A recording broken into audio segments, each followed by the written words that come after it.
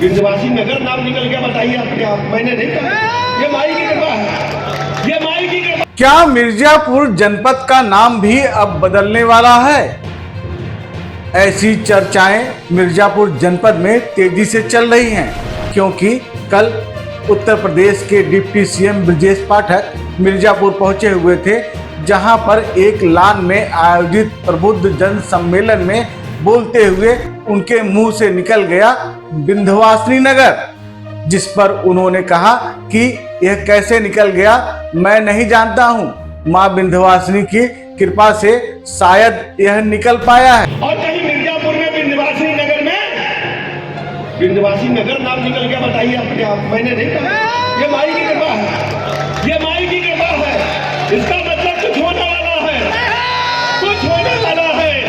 ये मिर्जापुर जिन लोगों ने नाम रखा था, माई कुछ दूसरा चाह रही है, अपने आप निकला है, माँ की कृपा है। मैं माँ के चरणों में पुनः वंदन करता हूँ, अभिनंदन करता हूँ।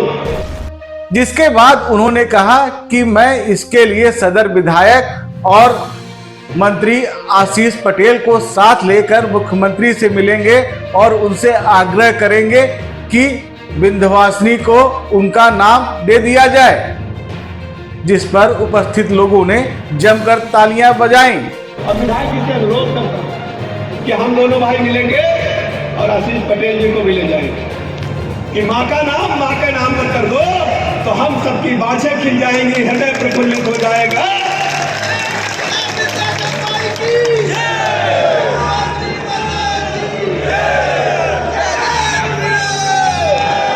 तो मैं कह रहा था, मिर्जापुर से एनडीए की प्रत्याशी अपना दल की राष्ट्रीय अध्यक्ष अनुप्रिया पटेल चुनाव मैदान में हैं और उनके लिए वोट की अपील करने मिर्जापुर पहुंचे थे डिप्टी सीएम।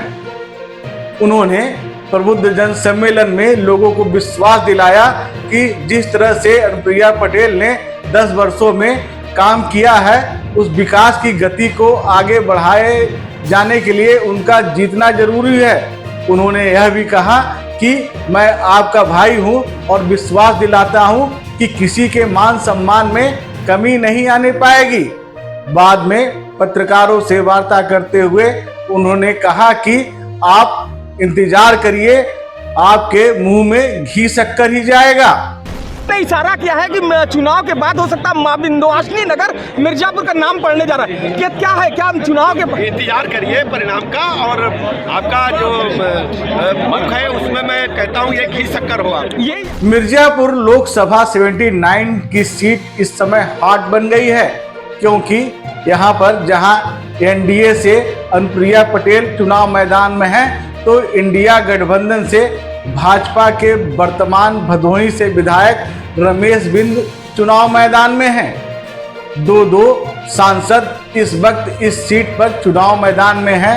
किसका पलड़ा भारी होगा यह तो 4 जून का पता चलेगा, परंतु अभी एनडीए की प्रत्याशी अनुप्रिया पटेल की जीत के लिए एनडीए ने पूरी ताकत झोंक दी है।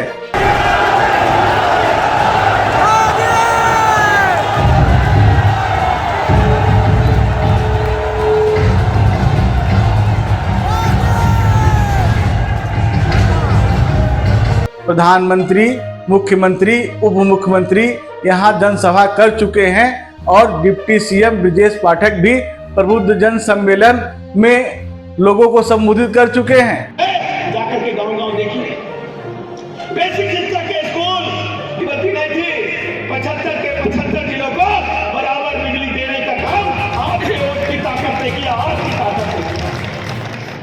सड़कें टूटी फूटी, यूपी आया, सड़कें टूटी आई।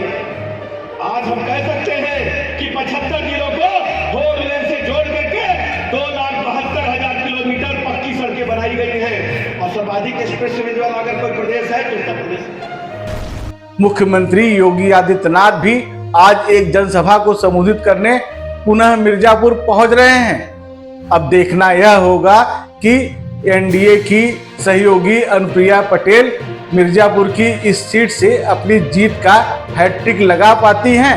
यदि वह हैट्रिक लगाने में कामयाब रहीं तो इस मिथ्या को तोड़ने में भी कामयाब हो जाएंगी कि अभी तक इस सीट से कोई प्रत्याशी जीत की हैट्रिक नहीं लगा सका है। इसके साथ ही वह नया रिकॉर्ड भी बना लेंगी।